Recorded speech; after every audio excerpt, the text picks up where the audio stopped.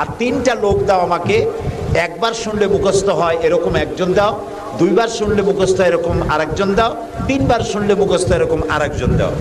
স্মৃতিশক্তি সম্পন্ন এরকম 3জন লোক পাওয়া মোটেই কষ্ট হলো না। বাজারে শহরাত করে দেওয়া হলো। নতুন নতুন ফ্যান সরাই দেন, নতুন নতুন কবিতা তৈরি করে কবিরা আসতে লাগলো।